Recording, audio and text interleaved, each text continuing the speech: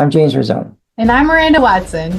We're the husband and wife writing team that created the military thriller Monroe Doctrine series and the military sci-fi series The Rise of the Republic. We have some additional content we'd like to share with you guys today, and we hope you'll find it informative and entertaining. We're planning to create more videos similar to this in the future. As always, please like, share, and subscribe. Now let's get started. Chapter 15, Texas Nightmare. March 12th, 2021, El Paso, Texas. Colonel Lee did not agree with the orders he had been given. He knew this strategy was not going to play well in the occupied territories. More importantly, he knew that carrying these orders out would turn all of the American people against them. There wouldn't be any left who viewed them as liberators. Lee sighed softly to himself. Like the other PLA officers, he knew he didn't have a choice in the matter. He had been given his orders from on high, and it was his duty to make sure the regular army implemented them. He looked out the window of his vehicle. They were approaching the University of Texas campus, the site that the PLA had designated as the central processing point for the Chinese Q program. The occupation of captured America was presenting the PLA with a serious challenge. They had to manage and feed millions of civilians in addition to their ever-growing army. To accomplish this, they had to cull the herd, separating those who couldn't contribute from those who could. That meant a lot of tough decisions would have to be made rapidly as they captured more land, towns, and cities. "We're nearly there, sir," his driver announced. Soon their vehicle pulled into the parking lot of the Sun Bowl Stadium. Colonel Lee could never understand why the Americans would erect such massive edifices just for the game of football.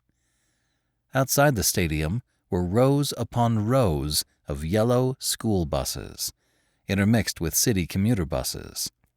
Disheveled civilians poured out of them and filtered into various lines to the entrances.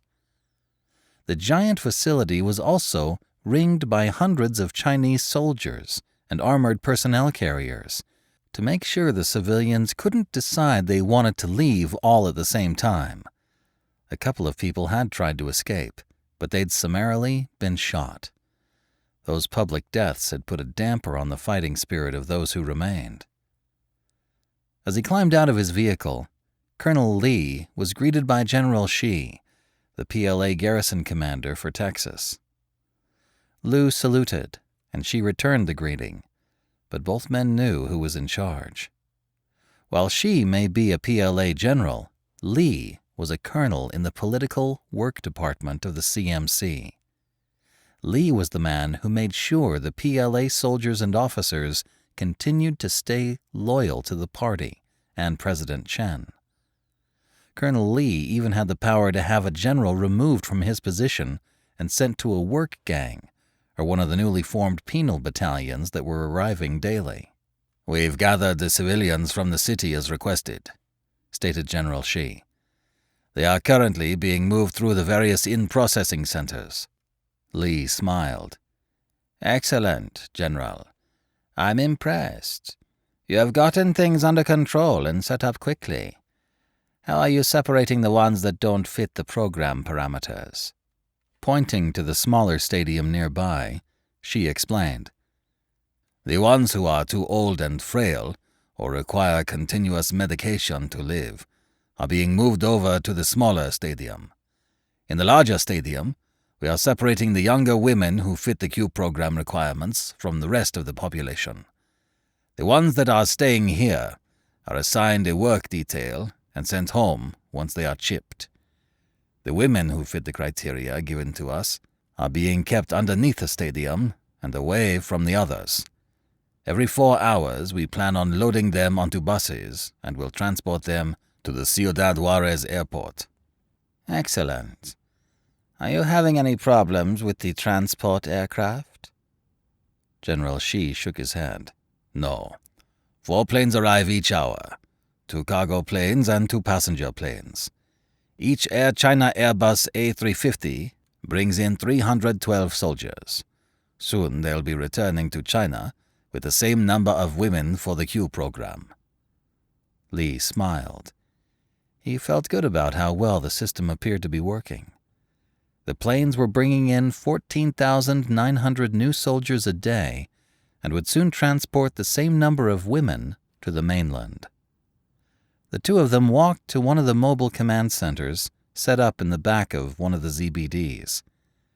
As they entered the tent, Colonel Lee saw many maps of the city, broken down into quadrants.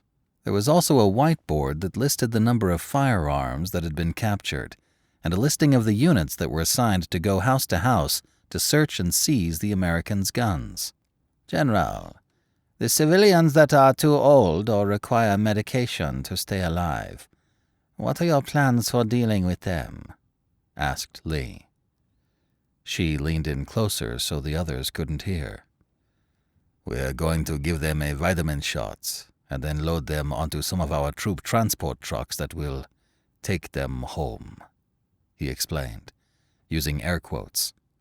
"However, within 20 minutes of receiving the shot, they will fall asleep and not wake up. The trucks will be driven out to a mass grave site we are establishing in the desert. They'll be buried far away from prying eyes, so no one will find them." Colonel Lee nodded. "And the healthy ones?" "They are being given an RFID chip in their right hand, and they're being marked with a tattoo, letting us know they've been processed. They'll be assigned to work gangs and put to work growing food, managing cattle, and repairing the infrastructure to keep the city running. They'll earn their keep or they'll be shot." "Excellent. Why don't you walk me through the rest of the occupation plans, and let's see how things are going," Lee said. The two of them discussed the situation for a while longer. Their efforts to transform the state and country were now well underway. Chapter 16. First Break. March 22nd, 2021, Camp Perry. Ashley Bonhoff stood at the front of the briefing room, all eyes fixed on her as she began her brief. Behind Ashley, on a corkboard, was an image of Wen Zhenyu on the lower left side of the board, attached to a line at the top left side with a picture of Pang. Next to that photo of Pang were pictures of Johann Baer and Roberto Lamy, connected by different colored lines. "A couple of weeks ago, we found a possible break in the case of uncovering this conspiracy to rig our country's election and foment this civil war and UN intervention. From our interrogations of Wen Zhenyu, we learned that Peng An, the head of the China Investment Corporation, was somehow involved. What we didn't know was who his other co-conspirators were and how deep this conspiracy ran. A week ago, Peng received a series of calls from the Director General of the World Trade Organization. The NSA was able to intercept the call and decoded their conversation. It's clear now that not only is Peng a pivotal player in this conspiracy, but so is Johann Baer, the leader of the UN. Roberto Lamy, the head of the WTO, is also involved as well. What we don't know is who else is involved and if they have an American connection." Ashley leaned forward on the podium. "Several days ago, we initiated a plan that would lure Mr. Lamy away from Geneva to come back home, and it worked. We've just confirmed that Mr. Lamy booked flights to Rio, departing 2 days from now." She paused for a second before adding, "Our plan is to snatch him as he leaves the airport. Then our crack interrogation team will then begin the process of questioning him." She heard a couple of soft whistles from a few of the JSOC operators as they realized this would more or less be their task. Walking up to the front of the room to join Ashley, General Lancaster added, "It is critically important that we snatch Mr. Lamy and not get caught. While the President has sanctioned this operation, we are doing this on Brazilian soil and without their permission or oversight.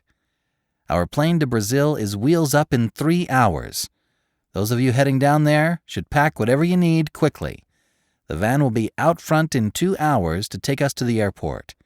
The rest of you who aren't traveling to Brazil will stay ready to analyze the data our interrogators obtain and continue to help us connect the dots.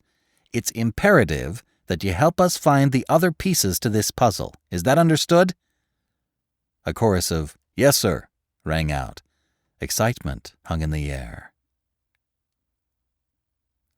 While moving along in the Gulf Stream, Seth sat in an overstuffed leather chair, reading everything he could about Mr. Roberto Lamy.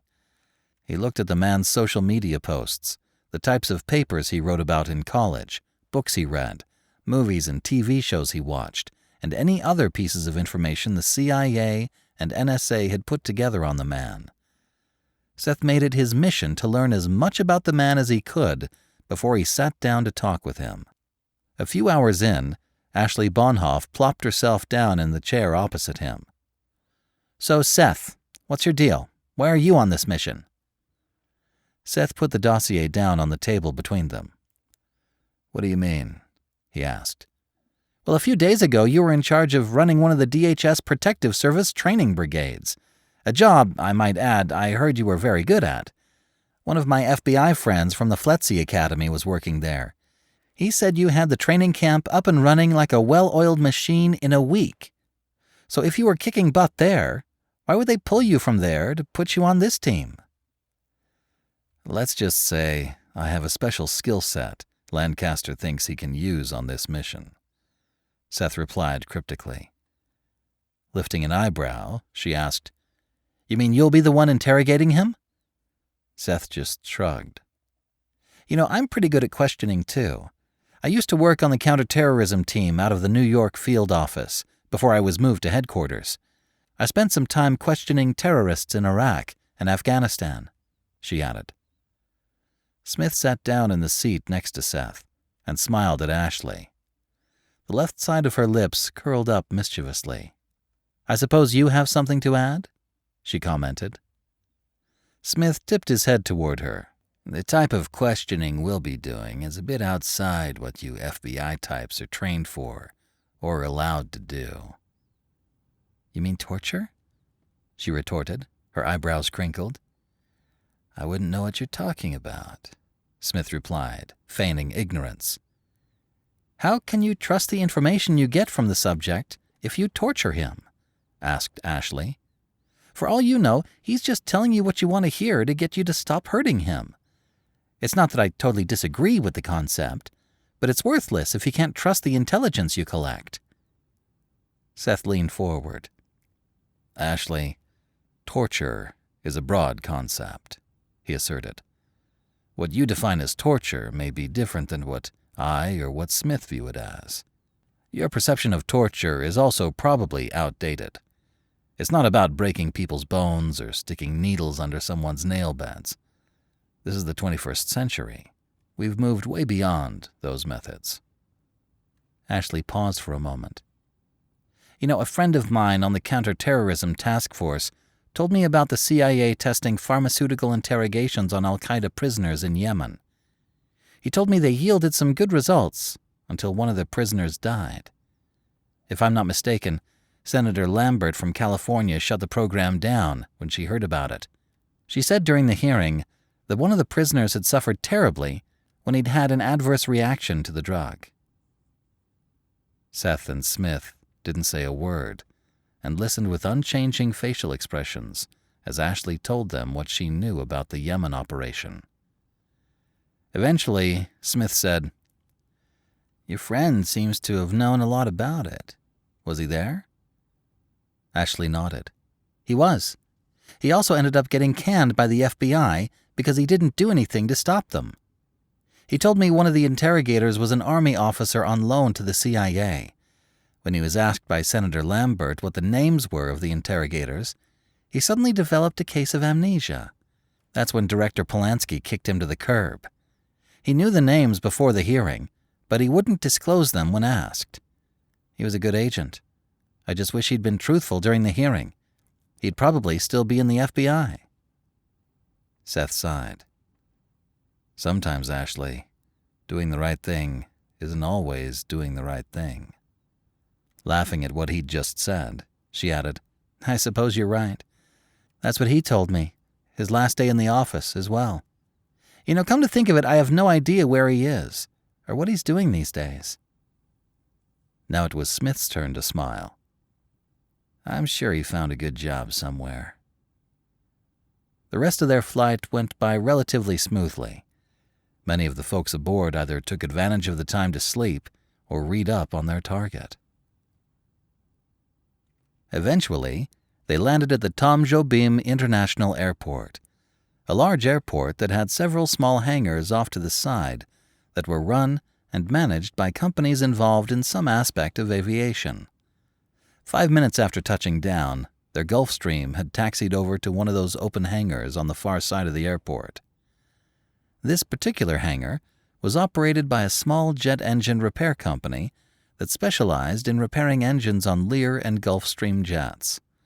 It was also a CIA front company that allowed the agency to have a private place to park planes when they needed to deliver or pick up people or packages without being spotted.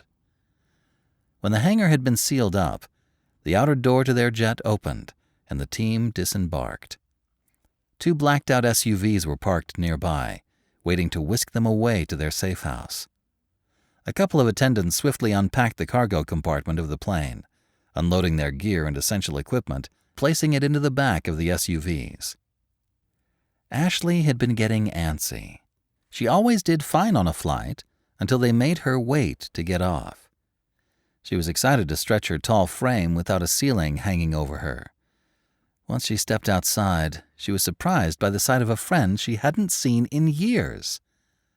A broad smile crept across her face. "Speak of the devil! Ed, is that really you?" she asked. She couldn't help but feel the irony. Ed Laughlin was the FBI agent she'd just talked to Seth and Smith about on the ride over. He laughed and smiled. "Yeah, it's me. What are you doing here, Ashley?" "Polanski put me on the task force," she responded. "It's good to see you." She immediately realized that it was the CIA that had told her friend not to testify on the Hill, and it looked like he'd landed a job with them. "Come on, Ashley. You can ride in my vehicle. I can fill you in on the situation down here, and we can catch up." From behind Ashley, Ed suddenly caught sight of Smith and Seth, who were the last to exit the plane. He shook his head in amusement. "How did I know they'd send you 2 guys down here?" Smith tilted his head to the left. "Well, when they need the best, they send the best," he replied with an innocent smile. Ashley shot Ed a quizzical look before asking, "You know these 2? Ed chuckled as the group walked toward the SUV. "Know them? Of course I do. These are the 2 interrogators I worked with in Yemen. Seth here is the best interrogator I've ever seen. He's like honey laced in poison when he's in the booth." Suddenly, Ashley looked at Seth and Smith in a different light. She wasn't sure if she liked them more or if she should be scared of them. If half the stories of what went on in Yemen were true, then she was certainly glad these guys were on her side. It took them 40 minutes to weave their way through the traffic congestion of Rio. It was a beautiful city in certain parts and an outright ghetto in others. Their little motorcade mostly stayed in the good side of town and drove along the water as much as possible. Eventually, they started moving up one of the mountains along the southwest side of Rio. The higher they drove, the better the views of the ocean and this side of the city became. "Where are we?" asked Ashley. "We're heading up to my place. I have a house up here that I stay in and keep running for special missions like this. It used to be an old coffee plantation, so it's got a few hectares of land and a number of buildings we use for our activities.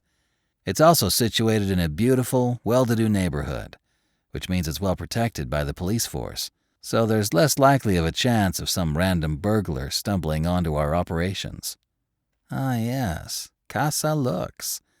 It has to be one of the best safe houses I've ever seen," Smith remarked with a smile. "I forgot you oversaw it now. Yes, and the views from the infinity pool down to the city and coastline below are pretty spectacular, Ed said with a wink. Changing the topic, Seth asked, "Is our room set up for us?" "Yes, I've got the place rigged for what you guys needed," Ed responded, still obviously in a jovial mood. "We soundproofed the building and the room a year ago. It's got a biometric lock on the doors to get in and out, so it's pretty secure." The rest of the drive went by quickly, with the passengers simply enjoying the view. Eventually, they came to the front gate of Casa Lux, which was secured by a guard shack with 2 armed security guards. Both guards appeared to be armed with pistols, although Ashley wagered they probably had assault rifles inside the guard shack, just out of sight. The villa itself was beautiful. It sat high above the city and had exceptional views of the water. It was also secluded and perfect for what they needed to do. Roberto Lamy hit the button that would return his leather seat to its upright position. He was tired from the long flight. He'd flown from Geneva to Paris and then traveled from Paris to Rio. The last leg was the worst. It was a grueling 11-hour and 50-minute flight from France to Brazil. Fortunately, his position afforded him the ability to travel in first class, so it wasn't all bad. Besides being drained by the journey, Roberto was saddened by the reason he was having to fly home. His elderly mother had passed away 2 days ago. She had lived to be 96, so it wasn't as if she hadn't lived a full life. She had. He was just sad that he hadn't been able to visit her in the last 6 months. With everything going on in the world, he'd been too busy to leave Geneva. "I should have flown her to Geneva when the family joined me out there for Christmas," he thought. Then again, at her age, such a long journey wouldn't have been easy. The aircraft jolted as it touched down. Roberto could hear the air and wheel brakes engaging, and then he was pushed forward as the plane rapidly decelerated.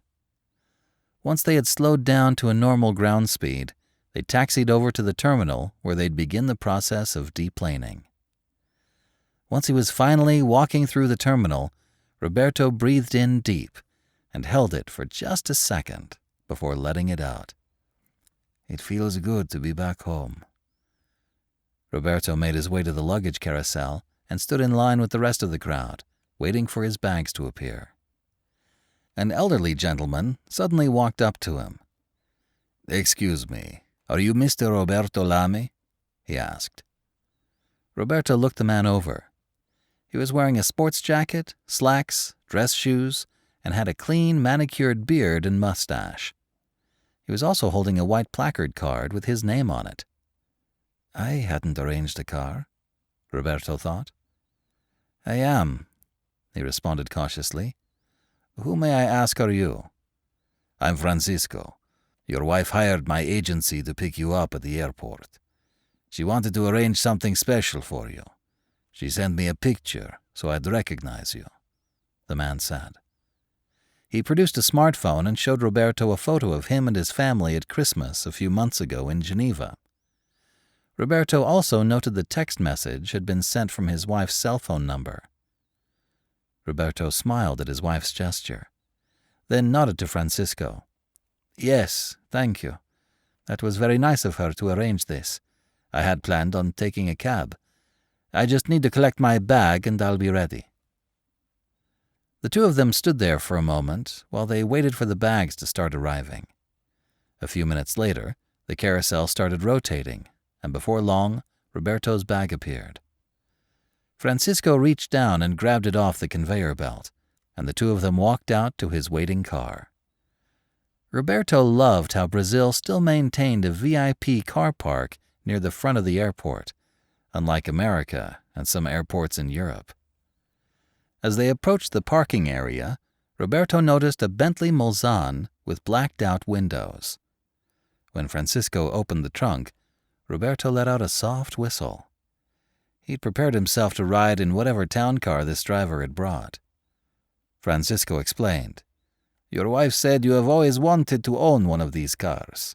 It just so happens that our company purchased this one a few weeks ago for VIPs such as you." Roberto was practically speechless. "I love my wife so much," he thought, as he glided into the back seat of this work of art. Francisco made his way around to the front of the vehicle and climbed in the driver's side. In no time, they were leaving the airport and heading in the direction of his home near the water. "This car is beautiful. My wife has outdone herself this time." About 10 minutes into their drive, Francisco announced, "Mr. Lamy, your wife has one more surprise for you. She has arranged for a special dinner party at one of her friends' homes. The house is located in the Gavea neighborhood. It's a beautiful place. It used to be a coffee plantation. I hope you don't mind me driving you straight there. She was rather insistent." Roberto saw Francisco look at him in the rearview mirror to gauge his response. He was sure his expression must have soured. He was exhausted. All he wanted to do was take a hot shower and go to sleep in his own bed. "Let me just verify that with my wife, if you don't mind." Francisco smiled and nodded as he continued to drive them toward their destination. Pulling his smartphone out, Roberto hit the speed dial to his wife's phone. A second later, he realized the call hadn't gone through. He pulled the phone down from the side of his face to look at the screen and noticed there was no cell reception. "I think we must be going through a dead zone," Roberto remarked. Then he looked up at Francisco and noticed that his driver was suddenly wearing a small respirator mask that covered the lower half of his face. "What the hell?" he asked.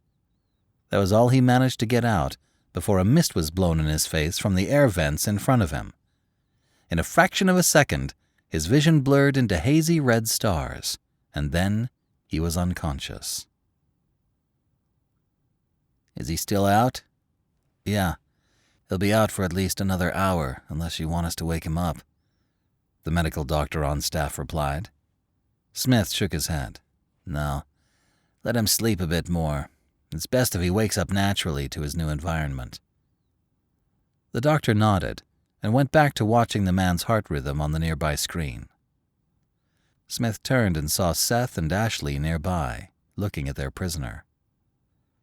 "Why is he naked and chained to the floor and chair like that?"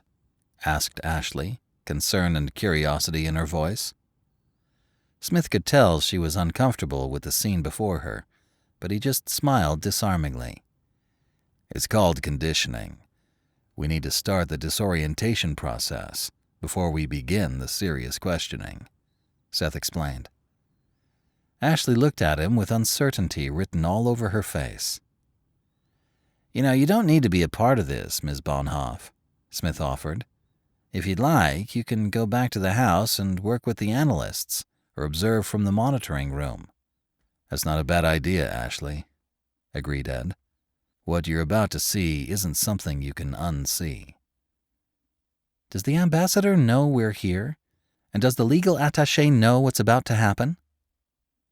Then she put her hand to her forehead as if she suddenly felt stupid for asking that question.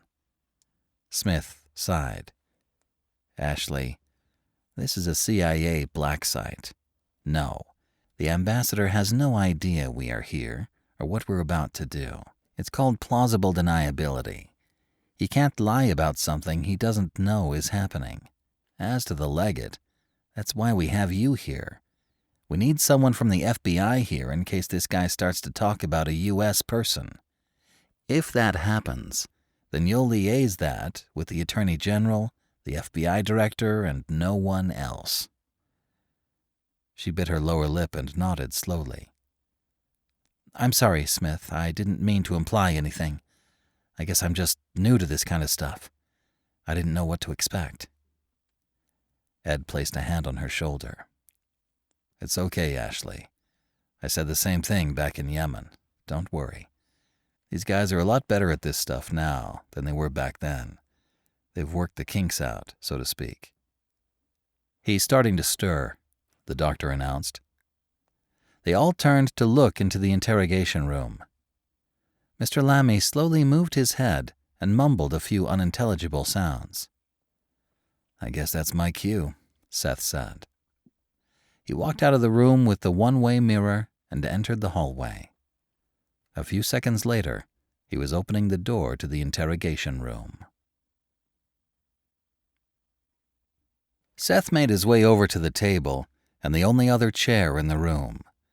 He picked up the chair, placed it on the ground next to Roberto, and sat down. Roberto slowly started to come to. As he did, he realized he was naked and moaned. He tried to move his arms and discovered they were chained to the floor. There was just enough slack in the chains for him to bring his hands up to the table, but not enough slack for him to rub his eyes unless he bent his face down to his hands. Roberto blinked several times as he looked around the room. It was a dirty and dingy little hole, with paint peeling off the walls. 2 light bulbs hung at opposite ends of the room, which cast ominous shadows everywhere. Then, as if his eyes had finally regained the ability to focus, he noticed Seth, who was wearing a sports jacket and denim jeans and sitting only about 2 feet away from him. Roberto's voice was hoarse as he whispered, "Where am I? What is this place? And who are you?" Seth cocked his head to the right, as if pondering how he wanted to answer his question. "My name is irrelevant. As to where you are, you're still in Brazil, in Rio to be more precise. As to what this place is, well, it's a quiet place, where you and I can have a conversation." In the middle of Seth's answer, Roberto startled, as if the fog in his mind had cleared enough for him to realize the mystery man before him was speaking English. "I am a Brazilian citizen on Brazilian soil. You can't do this to me," he frantically stammered. "I'm also the Director General of the World Trade Organization. You can't just kidnap me like this. There are people who will know I am missing."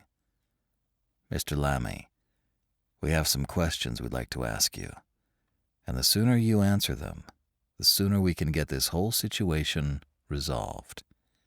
I'm sure it's just some sort of big misunderstanding," Seth explained.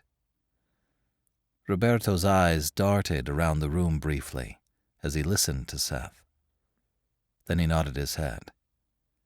"Yes, I'm sure this is some sort of misunderstanding," he agreed. "I'm sure we can work out whatever it is. What is it you want to know?" Seth smiled slightly as he scooted his chair in closer, invading Roberto's personal space. Seth leaned in even further, placing his face within a few inches of Roberto's. "Let's talk about Senator Marshall Tate." Roberto's eyes shot open a little wider before he regained his composure. "You mean President Marshall Tate? What about him?" he asked. "That's a nice try," said Seth. "But let's talk about how he became president. A week ago, you placed a call to Peng An, saying that Senator Tate was holding up his end of the agreement, but China wasn't. He read the quote from a piece of paper he'd almost magically produced. I'd like to know what you meant by that." Roberto Lamy suddenly became visibly nervous. Sweat beads formed on his forehead, and his cheeks blushed, despite the room temperature hovering around 74 degrees. His fingers started to tremble. His eyes darted around as if calculating a method of escape, but there was no way out. He'd been caught. Seth watched all of these reactions with a calm smile. After a moment, Roberto's eyes looked up and to the right. Seth recognized this as a tell that he was trying to think of something creative or imaginary as opposed to something factual. Seth even observed that Roberto's pulse had increased substantially, to the point that he could see the carotid artery pulsing beneath the skin in his neck. Roberto stammered as he tried to answer Seth's question. He finally spat out, "I don't know what you're talking about. The only dealings I have with Peng are trade-related. He's head of the China Investment Corporation. They are a substantial and influential sovereign wealth fund. Seth nodded at the non-response, then pressed from another vantage point. Okay, then let's talk about how Senator Tate fits into all of this. What deal has he made with the WTO that involves China? Roberto's body was having a hard time trying to control his emotions. Finally, he whispered, under his breath, President Tate was wanting to work out a new trade deal with the Chinese when this war was over. Seth snickered at the response. He sat back in his chair and crossed his arms. Mr. Lammy, can I call you Roberto? The man nodded, and Seth proceeded. Roberto, you and I both know that's not true. You expect me to believe that you and Pang were talking about a trade deal Senator Tate wants to have between the U.S. and China after the Chinese get done invading America? I mean, seriously. Listen to what you just said and how preposterous that sounds. How about you level with me and answer my questions truthfully so we can let you go? The two of them went back and forth for probably 5 more minutes before Seth finally made the first ultimatum. Listen to me, Roberto. If you're unwilling to talk with me here and now, then I'm going to move you out of Brazil, and it may be a very long time before you return home, if you are returned at all. Now, tell me about this plan you and Pang were discussing about Senator Marshall Tate and how he fits into it. You can't do this! Roberto screamed in frustration, stress and his emotions finally getting the better of him. I'm the Director General of the World Trade Organization. You can't just kidnap me in my own country like this. I demand you let me go! Without breaking eye contact with Roberto, Seth snapped his fingers, letting the others know it was time to move to the next phase. I tried to be reasonable with you, Roberto. I'm sorry, but we're going to have to take you with us to talk in a more conducive environment, Seth explained. 2 other men in black 511 tactical clothes walked into the room. One of the men placed a pair of noise-canceling headphones on Roberto's head, while the other man placed a sensory device over his eyes. They turned the 2 systems on. Seth knew that Roberto's ears were being bombarded with a disorienting noise, and his eyes were being flooded by a myriad of flashing and strobing lights. Together, this input would overwhelm the sensory receptors of the detainee's body. His mind would now lose complete track of time and space. Next, they placed a hard, rubberized ball with several small air holes over his mouth, and then snapped the straps behind his head so he couldn't talk or even scream above a whimper. Roberto's entire world now consisted of whatever Seth wanted. A minute later, the agency doctor walked into the room. Craning his head around to make sure the subject couldn't hear them talking, he asked, "When do you want us to give him the shot?" In his hand was a hypodermic needle, filled with some sort of medication. Seth looked at his watch. "Give him exactly 3 minutes, and then give it to him." He turned to the guards. "Once he's out, I want him moved to the other room. Make sure he's strapped into the chair and it's hung from the ceiling. I want him to feel as if he's floating in space." The guards nodded, and Seth got up. He headed out of the interrogation room and back to the observation room Smith and Ashley were sitting in. When he walked in, Smith clapped his hands a couple of times. "Well done, Seth. You have him completely terrified of what's coming next." Ashley looked a little green. She continued to observe the guards as they carried Roberto's limp body out of the room with the sensory deprivation equipment still attached. Then Ashley looked at Seth. "Where are you guys taking him?" she asked. "Here, come take a look," Seth replied, as he motioned for her to follow him. They walked down the hallway as they followed the guards to the next interrogation room, a room that looked like it could have come from a completely different building. The walls, floor, and ceiling were a bright white. It looked like a very sterile 12 by 16-foot room. In the center of the room was a small table, where a piece of equipment was being fastened down. "What's that?" she asked, pointing to the device. "That, my friend, measures all of the detainees' biological tells, their pupil dilation, perspiration, and pulse," explained Smith. "When Mr. Lammy is hooked up to it, we'll be able to easily validate whether what he's telling us is truthful or deceitful in real time." While Smith was telling Ashley how the equipment worked, the guards carried Roberto's limp body into the room and strapped him into a soft plush chair.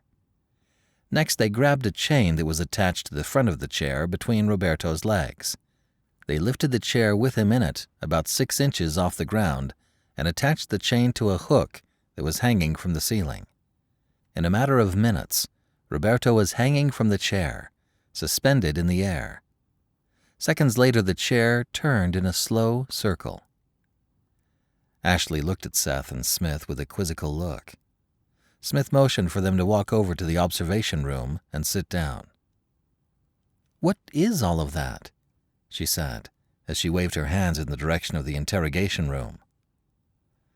"Before we hooked Roberto up to the sensory deprivation equipment, I told him we were going to take him to another country, where we could talk more," Seth reminded her. "Then we placed the devices on his eyes and ears. 5 minutes attached to that thing feels like an hour or more. It completely messes with your mind and eliminates the ability to tell time. All of this will make him believe he'd been moved to a new location. In an hour or so, we'll have the doctor slowly wake him up. He'll still have the devices attached to him doing their work. We'll come back and question him after dinner. By the time we do, he'll believe he's been in that device for several days, maybe even a week or more." Seth paused for a second before he concluded. "Ashley, it's all about preparing his mind. The more we control and prep his environment and his internal perceptions, the more effective this next interrogation will be." "Wow. I've heard of a lot of crazy interrogations, but this takes the cake," Ashley remarked.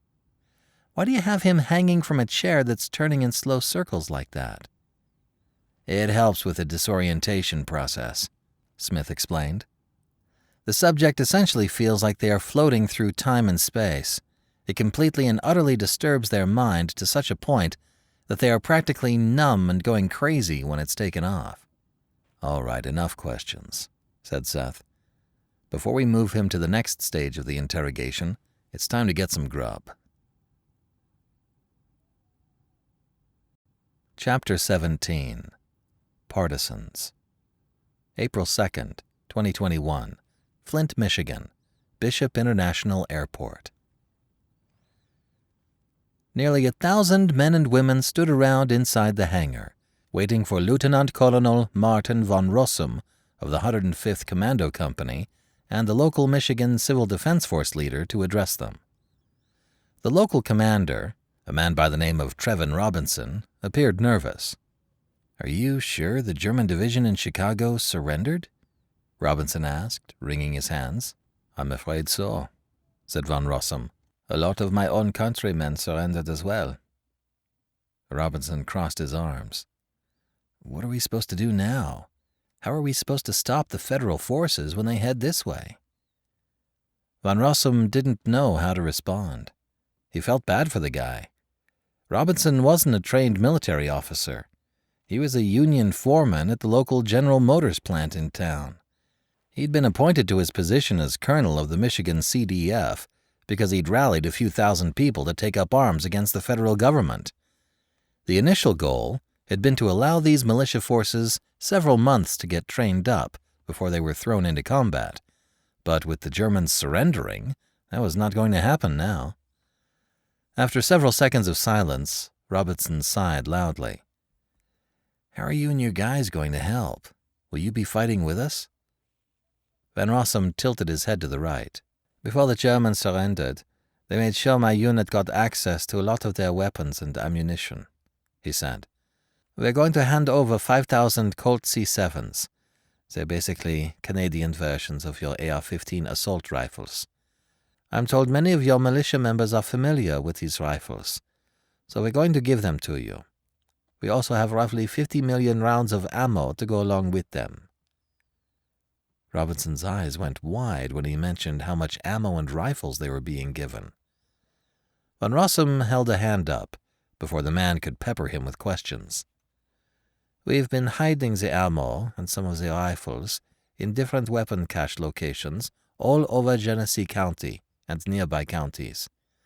We are also going to hand over around 1,000 hand grenades, 600 Panzerfaust 3 rockets, and about 80 launchers. We place them in different caches as well. This way, if the federal forces capture one, they don't nab your entire supply. What about mortars or stingers? Asked Robinson. Since Robinson had formed up his militia force nearly 9 weeks ago, they had largely been training with their personally owned AR-15s and hunting rifles. They didn't have a lot of ammo to burn, so they hadn't spent a lot of time at the rifle ranges honing their skills. Roughly 5 weeks ago, Van Rossum's unit had started providing them with a lot more individualized training, so they'd had the opportunity to learn how to use the Panzerfaust 3 anti-tank rockets and the 60mm and 81mm mortars. We've placed one Stinger with each of the weapon caches. I'm sorry we couldn't give you more, but we have other militia units we need to arm and prepare for the coming fight. Okay, this is good though. I think we can do a lot of damage with what you've given us.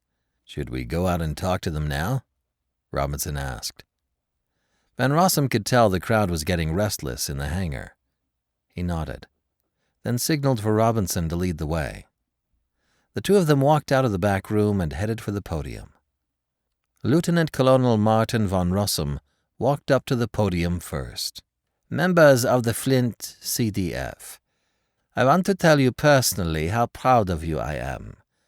These past 5 weeks you've shown yourselves to be true warriors, men and women willing to stand up to tyranny and defend your city and community. I know it is not easy to stand up to a dictator, but that's what you have done. The coming weeks and months are going to be some tough times. There are going to be days when you're going to want to give up, to turn yourself in. But I'm here to tell you that you need to stand and fight. He paused for a moment as he looked over the crowd. They were hanging on his every word, lapping up whatever he said like hungry animals. Van Rossum was loving it. I'm reminded of how your great nation was born. Did you know that your war of independence against the British was fought by no more than 3% of the population?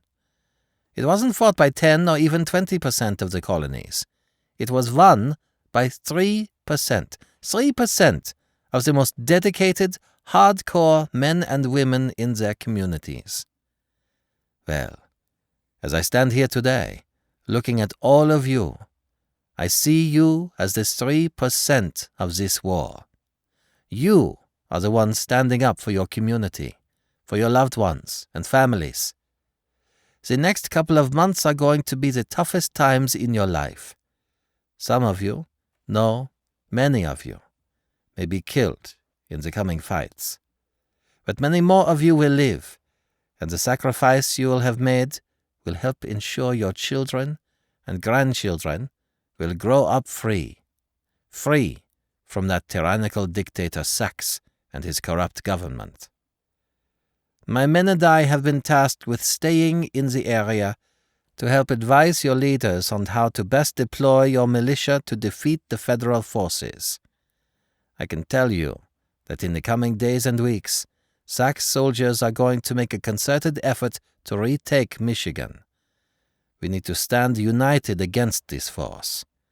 Starting today, we are going to break this force down into smaller company-sized elements. Each company is going to have 4 of my commandos as advisors. When I dismiss you, my commandos will call you each over to your new section leaders. Listen to them, follow their orders, and we will do our best to help lead you to victory. When Van Rossum finished his impromptu speech, the crowd roared and clapped. There was a renewed sense of optimism, purpose, and pride. CIA Safe House, Brazil. "What the hell is this?" thought Roberto. "Where am I? What's going on?" Roberto Lamy woke up, still attached to the sensory deprivation equipment. His body felt almost weightless, yet he realized some straps were holding him into a chair. "How long have I been here?" he wondered. The lights and noise overwhelmed his brain. "Oh, God, make it stop!" Roberto struggled to wiggle his arms and legs again, but they were firmly tied to the chair. Suddenly he felt a new sensation. It was almost like he was falling. Then he felt his feet plant themselves on the ground. At that moment, the room stopped spinning. As if a miraculous answer to his prayer, the flashing lights and that god-awful noise were all turned off. His eyes were a bit shocked by the steady light. Everything felt hazy. The last time he felt like this, he was waking up after surgery. "Mr. Lamy, can you hear me?" asked a voice. The sound was familiar, but he couldn't quite place it. Roberto blinked his eyes several times, and things became clear. He moved his hands up to his eyes and rubbed away the dried tears and crusts from the corners of his eyes. His vision returned to normal as his pupils finally adjusted to the bright light of the room. He immediately noticed the whole room was bright white. The floor almost looked like it was illuminated by panel lighting. The walls were white, but he couldn't tell what kind of material they were made of. The ceiling was a mix of paneling and very bright white lights. It almost felt as if he was in a sterile surgical room or laboratory of some sort. Fingers snapped in front of him, bringing him back to reality. Sitting on a chair opposite a white metal table was the man who had first questioned him. "Mr. Lamy, can you hear me?" the man asked again. Practically whispering because of how raw his throat felt, Roberto said, "Water. Can I please have some water?" Nodding, the mystery man reached down into a small backpack near his chair and produced a water bottle. He handed it to him. Like a ravenous man who hadn't had anything to drink in days, Roberto chugged the liquid down. In less than a minute, he had drained the bottle of its contents. Roberto immediately felt a lot better as his brain returned to normal and his body rehydrated itself. He no longer felt like he was floating in some black abyss. Then his stomach growled. "Food. Can I please have some food?" he managed to ask. Tilting his head to one side slightly, the mystery man smiled somewhat before replying, "All in due time. Do you know why you're here?" Roberto's mind flooded with the recent memories of their last conversation. He remembered that he'd been asked about his relationship with Pang An. There was something else, too. A deal or bargain that President Tate had made. He had to work hard to reach deep into his thoughts. Yes, he wanted to know about the deal we had struck with him. Looking back at the mystery man, Roberto pleaded, "Why have you kidnapped me? When can I go home?" The man shook his head ever so slightly. "The time to go home was earlier. We aren't in Brazil anymore." Roberto's jaw dropped open. Then he shouted, "Where am I?" "Where you are is irrelevant. What is relevant right now is what you tell me next. The more you cooperate and talk, the sooner you can have something to eat, and the sooner I can move you to a more comfortable room." "I don't know what you think I know, but you have your facts mixed up," Roberto insisted. "I work in trade. My job is to help ensure there is free trade around the world and resolve trade disputes between nations." Brushing off his comments, the mystery man insisted, "You are far more than that, Mr. Lamy. I want to know what kind of deal you, Pang, and Bear have struck with Senator Marshall Tate." Roberto felt a bit panicked. He searched through his shattered mind for a way out of this situation. "Maybe there is something else I can give them instead," he thought. "The only deal I know about is the formal request Mr. Tate made to the UN to help remove Jonathan Sachs from office and recognize him as the legitimate leader of America." Roberto saw his answer did not satisfy the man. The man reached down and picked up the bag he had with him, placing it on his lap. He then proceeded to pull out the ball-peen hammer and put it on the table. Next, he pulled out a Black & Decker wireless drill and attached a long, thin drill bit. Each time he reached into his bag, he pulled something insidious out of it. Then he'd pause and look at Roberto, as if he was trying to size him up to see which one scared him the most. Trying his best to remain calm and stoic in the face of what he could only conclude were devices that had been used to torture him, Roberto did what he could to keep his face passive and not let the spectacle unfolding in front of him give away his true feelings of absolute terror. "Which of these are you the most afraid of?" asked the mystery man. As Roberto sized up the man sitting before him, he couldn't fathom how he could be so stoic like that while talking about torturing someone. It was beyond Roberto's ability to comprehend. "You are an evil, sick person," he stammered. He felt rage building up inside him. Roberto was angry that he was still strapped to this chair, irate that he had been kidnapped and that he was going to miss his mother's funeral. Most of all, he was furious that this bastard was taunting him with these devices. The man just smiled a sick, sadistic smile. He grabbed the drill and depressed the button. The high-pitched whining of the motor and the rapid spinning of the drill bit caused Roberto to urinate on himself. The warm liquid running down his legs was a bleak reminder of just how powerless he was at this very moment. "That sick monster just smiled when he realized I peed myself," he realized. His captor was getting off on his fear and terror. "Damn these evil Americans!" The mystery man leaned forward, placing himself closer to Roberto. "Enough games, Mr. Lammy. You are here for a reason. Now tell me about your relationship with Marshall Tate." "I don't have a relationship with Mr. Tate," Roberto insisted. "I don't know what you're talking about." The two of them argued for a few more minutes. The mystery man produced several phone transcripts, which he read aloud. He even made Roberto listen to a couple of audio intercepts to further drive home the point that he already knew quite a bit. Roberto felt trapped. He knew he wasn't going to hold out under torture. Yet he also knew he couldn't tell them everything. He had to figure out what he could share that wouldn't endanger the entire plan.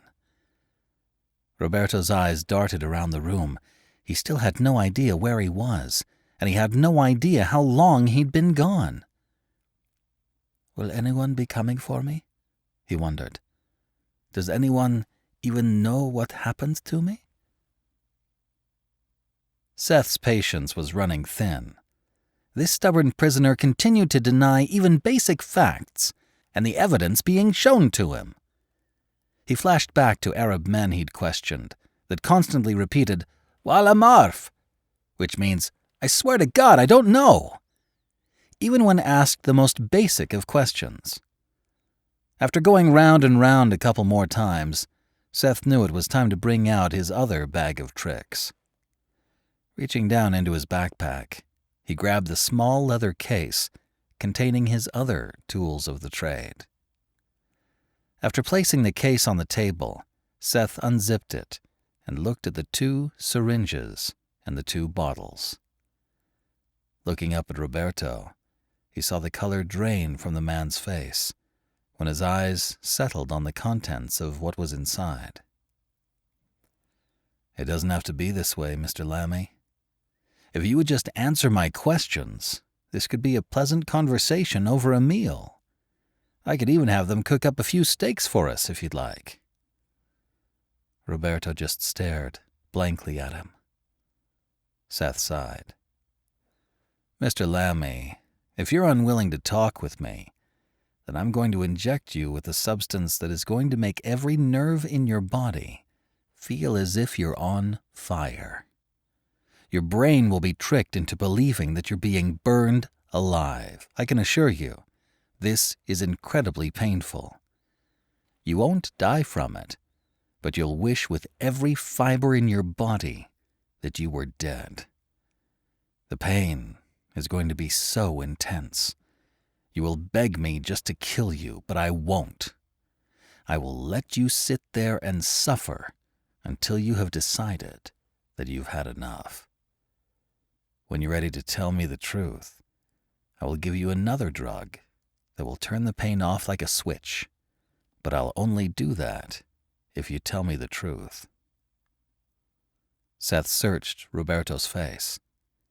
He could see a flood of conflicting emotions on his prisoner's face as he tried to determine if he should hold out or talk now.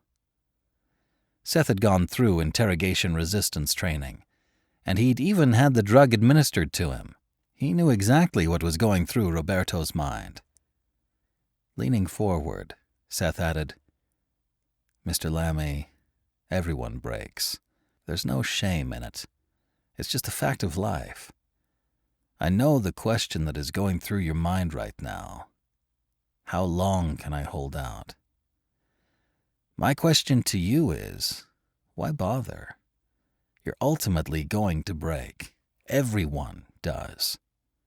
So why endure unimaginable pain and suffering when at the end of the day, you're going to tell me everything anyway? Save yourself that pain and suffering, and just be straight and honest with me now." Roberto licked his lips, and his eyes darted to the now empty water bottle. A disappointed look appeared on his face. Sensing that Roberto's mind was now where he wanted it, Seth grabbed the second bottle of water he had in his bag and placed it in front of him. "Go ahead, Mr. Lammy. Things are about to get painful, and you might as well hydrate yourself," Seth said as he motioned for him to drink. Grabbing the bottle, the prisoner unscrewed the cap and started downing it. He was apparently very thirsty. He emptied the bottle rapidly. Seth watched Roberto closely. Maybe 60 seconds after he finished the bottle, his eyes dilated a bit. Smiling, Seth resumed his line of questioning. "Do you mind if I call you Rob?" Flashing a dopey smile, Roberto answered, "Sure. Most of my friends call me Rob." Seth could tell from his rather jovial demeanor that the drugs had begun to have the desired effect. "Thanks, Rob. I'm hungry. Would you like to join me for some lunch?" Seth asked warmly.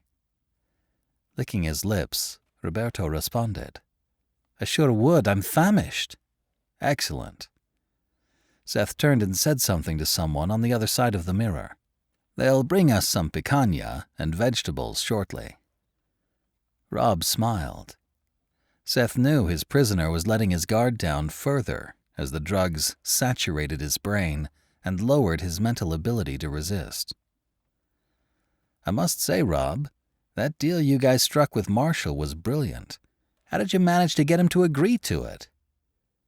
Roberto laughed out loud. "Never underestimate what a person is willing to do to achieve power," he replied. Seth played along and joined in the laughter. "Still, it was brilliant. You're a master deal maker. What sealed the deal?" he asked. "All that jerk cared about was being president. He didn't care how or what he had to do, so long as he became president." Seth snickered at the comment and tried to stay in character. "You think he'll hold up his end of the bargain, though? Once that bloviating idiot Sachs is removed from office. Roberto shrugged his shoulders. I don't know. What can I say if he doesn't? Johann won't hesitate in the least to expose him. Neither will Pang. Those are two people you don't want to cross. They are the real masterminds. Oh, come on. None of this could have happened without you, Rob. You're the glue that holds everything together. Me? No. I'm just the money guy. Eric and I were just responsible for making sure Marshall had the money he needed to run his campaign and win. Eric was responsible for funneling all sorts of money to that other super PAC. What was it called? Oh yeah, One World. I don't know how he pulled it off, but he managed to help them raise more than $200 million. Seth shook his head in astonishment and beamed at the man. That's impressive, Rob. How did Eric manage to do that? He's just a small fish in a big pond. You're the big fish, Seth said, as he continued to stroke the man's ego. Roberto laughed. Eric? A small fish? No way. Eric Jan is the investment guru at Norges Bank. You realize the portfolio he manages for Norway is valued at over 1.3 trillion USD, right? He has financial contracts all over the world and in nearly every major corporation. Once Johann and Pang put the plan into motion, Eric was able to funnel more money than you could believe to make it all happen. That idiot Sachs has a lot of enemies, you know. Hell, Eric was funding numerous super PACs to help Marshall. I only know of the one because that's where my contacts were told to put their money. Just then a couple of men opened the door and wheeled in a cart with their food on it. Prior to entering the room, Smith had worked it out that these men would be dressed in high-end suit jackets, slacks, and shoes to give the appearance that Seth and Roberto were dining at some high-end restaurant. The servers had a white cloth draped across their left arm while they set the table between Seth and Roberto with real silver forks and steak knives. One of the guards nodded slightly at Seth as he placed another bottle of water in front of Roberto, who greedily opened it up and started drinking from it. Then they pulled the silver cloches off their plates to reveal the wonderfully prepared meal of picanha, which is almost like an American skirt steak. They also had asparagus that had been specially cooked in bacon fat to give it an even more robust flavor, along with a twice-baked potato. To complete the meal, the servers placed a small bowl next to their plates, which contained a fresh garden salad. Before leaving, one of the servers had managed to remove Roberto's hand restraints without him even realizing it had been done. When the servers left, Seth picked up his fork and ate his salad. Roberto did the same. As Rob was eating, Seth reached for the bottle of red wine the servers had left behind. "Would you like a glass?" he asked. Roberto nodded like a person who has had one too many drinks. At that point, he was definitely feeling the double whammy of the drugs. He was barely able to keep his head from falling onto the plate of food in front of him. Based on his experience, Seth knew that as far as his prisoner's mind was concerned, he was at a fine restaurant eating a traditional Brazilian meal with a friend. Seth poured them both a glass of Casa Valduga, Terroir Leopoldina Merlot, an award-winning Brazilian wine only served at expensive restaurants or in the homes of the wealthy. Returning them to the task at hand, Seth asked, "What were the details of the deal you all made with Marshall? I can't help you make sure he stays accountable to them if I don't know all of the details." Roberto creased his forehead. "What is your position again?" he asked, slurring his words. "I'm one of Marshall's senior advisors. I've been with him from the beginning. Pang said I'm supposed to help him put the country back together after that treasonous bastard Sachs is finally removed." Roberto chuckled. "Oh, yes, that's right. I think Pang mentioned something about you to me. You and I met before at a party, didn't we? Seth smiled. Maybe. I've met so many people for Marshall. He has me doing so much these days. I just don't want him to forget something important, especially as regards men such as yourself that got him elected. After taking several long sips of wine, Rob looked at Seth glassy-eyed. First, Marshall is going to reverse the trade deals with the EU. You have no idea how bad those have been for the European countries, especially Germany and France. Next, he was going to stay out of Eastern Europe and let the Russians do what they want with it. Third and last, he's going to give China preferential pricing and access to American oil and natural gas. He was also going to give Pang a firm fixed price on a host of other trade goods and agriculture products if everyone agrees to help him remove Sachs from office. Seth furrowed his brow. Was that all Pang wanted? Oh, I almost forgot. I think he mentioned something about Taiwan and the South China Sea. But those really aren't that big of a deal to America. I think those are political issues to help President Chen maintain his popularity in China, Rob said, almost as an afterthought. Seth marveled at how effective a pharmaceutical interrogation could be. Trying to torture that kind of information out of someone was incredibly difficult. Letting a drug do it was far more effective. Still, he couldn't believe what he was hearing.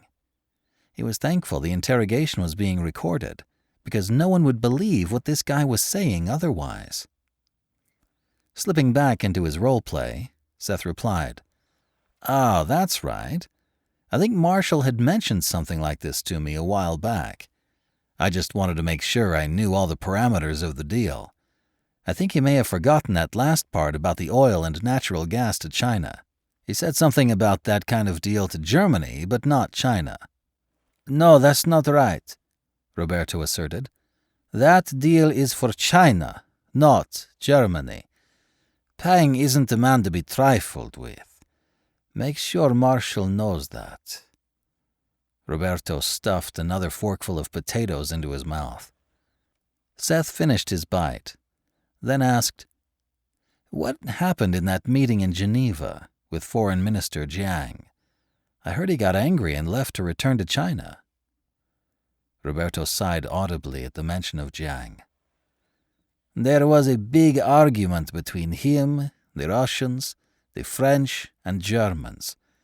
I wasn't in the meeting myself, but Johann told me it revolved around the other peacekeeping members being angry that the Chinese didn't invade America when the EU force in the north did.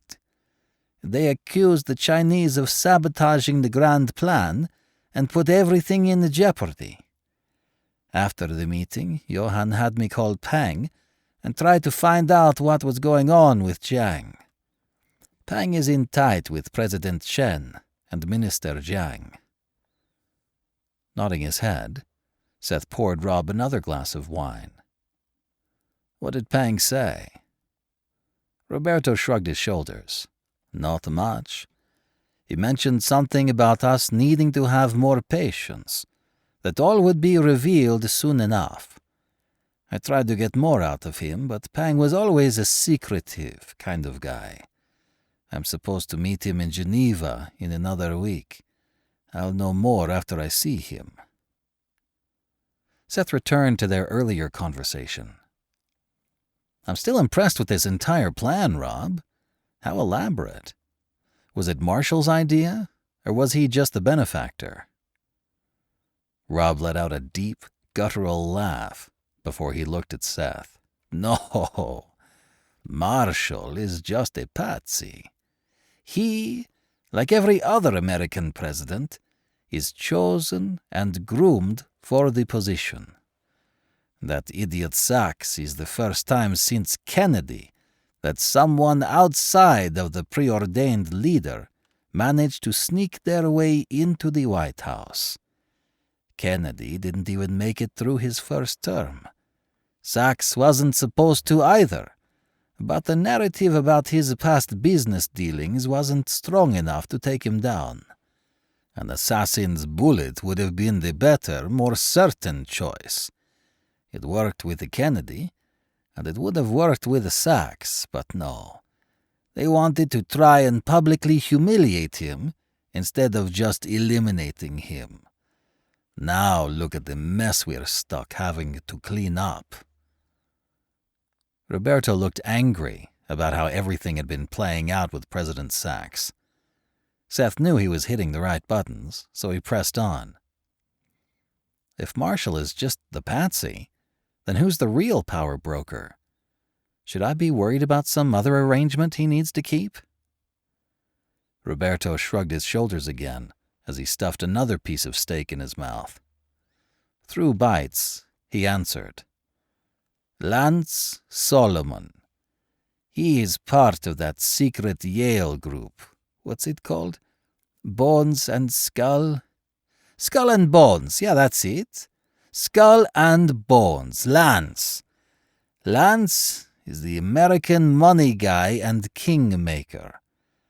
I was told at the time that he was a big shot at Goldman Sachs.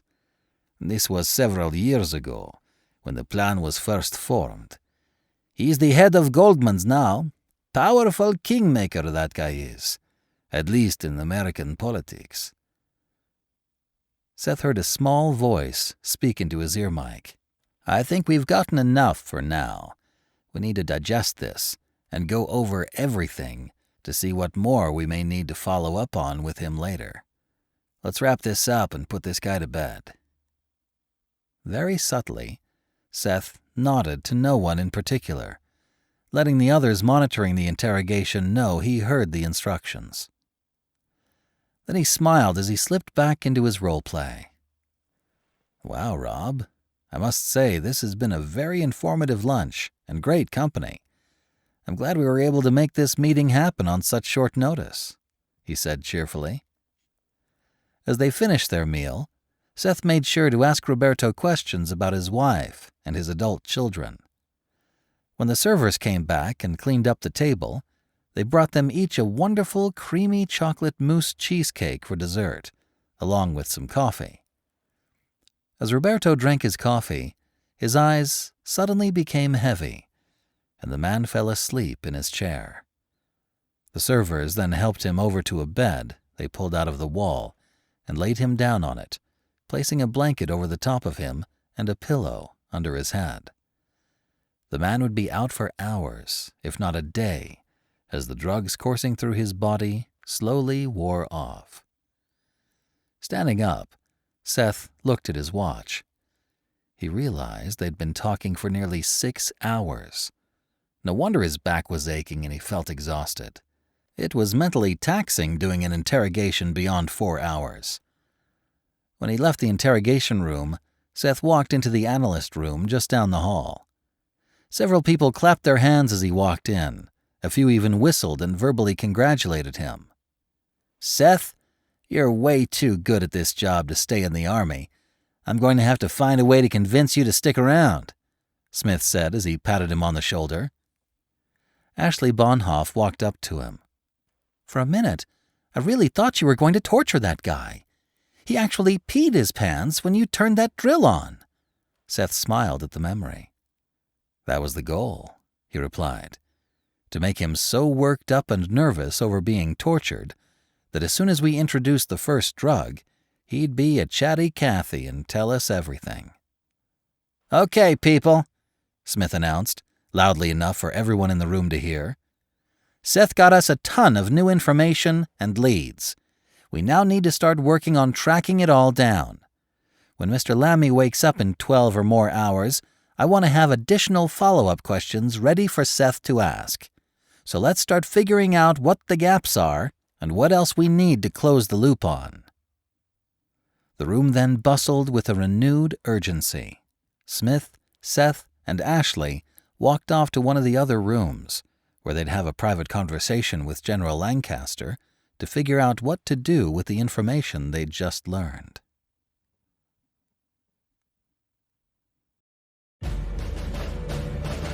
Thank you for watching our video. If you enjoyed it, don't forget to like, subscribe, and hit the notification bell so you'll never miss another video.